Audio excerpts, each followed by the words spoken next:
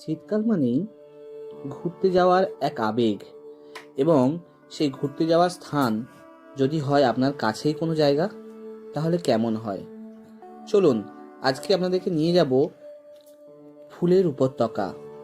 পশ্চিমবঙ্গের ফুলের উপত্যকা মানে যেটাকে আমরা এখন চিনি সেটি হলো ক্ষীরাই। হাওড়া জেলার অন্তর্গত এই স্থানটি পশ্চিমবঙ্গের এখন ফুলের উপত্যকা নামেই পরিচিত। এই নির্জন স্থানে, এই নির্জন স্টেশনে আপনাকে নেমে একটুখানি হেঁটে গেলেই পাবেন প্রকৃতির সৌন্দর্যের হাতছানি। তাই সময় নষ্ট না করে হাওড়া থেকে মেদিনীপুর বা খড়গপুরগামী যে কোনো ট্রেনে উঠে চলে আসুন ক্ষীরাই স্টেশনে। সেখান থেকে নেমে এক অপরূপ সকালের সৌন্দর্যের মুখোমুখি হন আপনারা, এবং সেই সৌন্দর্যকে উপভোগ করতে করতেই পৌঁছে যান সেই ফুল উপত্যকার মাঝে, যেখানে দেখতে পাবেন কিছু চাষি তারা কত সুন্দরভাবে, কত যত্নের সাথে ফুল চাষ করছে। এখন ঠিক ডিসেম্বরের মাঝামাঝি সময় অনেকে এই ফুল গাছ লাগানোর কাজে ব্যস্ত, তাই এখন সেরকমভাবে কিন্তু এখনো সেই ফুলের বাগান বা উপত্যকা বা ফুলের মেলা চালু হয়নি। এই যে ছোট্ট ছোট্ট চারাগুলো দেখতে পাচ্ছেন, এই চারাগুলো আস্তে আস্তে বড় হবে, তাই এগুলোকে পরিচর্যার মাধ্যমে বড় হওয়ার সাথে সাথে এগুলো সেই সুন্দর সুন্দর ফুল আমাদেরকে উপহার দেবে। কিছু কিছু বাগান অলরেডি তৈরি হয়ে গেছে, সেখানেও আপনারা কিন্তু দেখতে পারেন সেই ফুলের সৌন্দর্যকে। দেখতে থাকুন কিভাবে সেই ফুলগুলো চারিদিকে শোভাকে এত আকর্ষিত করছে।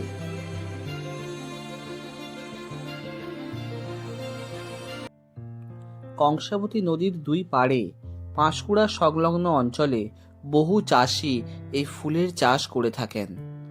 এই ফুলের সৌন্দর্য এবং তার বাহার বহু পর্যটককে এখানে আকৃষ্ট করে, এবং তাই তো এখানে ছোটখাটো একটি পর্যটন স্থল তৈরি হয়েছে।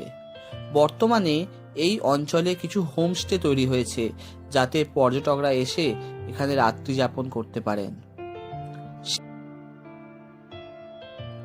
বর্তমানে শোনা যাচ্ছে পশ্চিমবঙ্গ রাজ্য সরকার এবং পর্যটন দপ্তরের সহায়তায় এই ক্ষীরাই সংলগ্ন অঞ্চলটিকে পর্যটন দপ্তরের অধীনে আনা হচ্ছে, এবং বিভিন্ন প্রকল্পমূলক কাজ তারা গ্রহণ করছে, যাতে এখানে পর্যটকরা এসে এখানকার সৌন্দর্য উপভোগ করতে পারেন।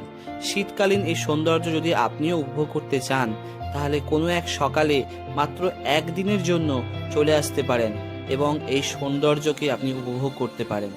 যারা চাইছেন আসতে, তাদেরকে আমি আরেকবার বলে দিচ্ছি, হাওড়া থেকে খড়গপুর বা মেদিনীপুর যে কোনো লোকালে এসে আপনারা ক্ষীরাই নামক স্থানে নামবেন। ওই স্টেশন থেকে আপনারা হেঁটে বা ওখান থেকে টোটো চলছে, সমস্ত কিছু যোগাযোগ ব্যবস্থা এখানে খুব ভালো উন্নত আছে। আপনারা চলে আসুন এবং এসে দেখে যান এখানকার প্রকৃতির কি শোভা।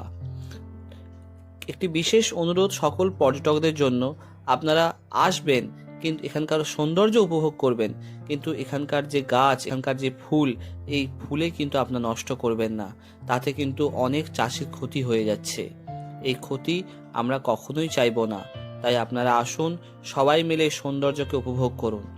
এখানকার আসার সঠিক সময় হলো জানুয়ারি মাসের মাঝামাঝি।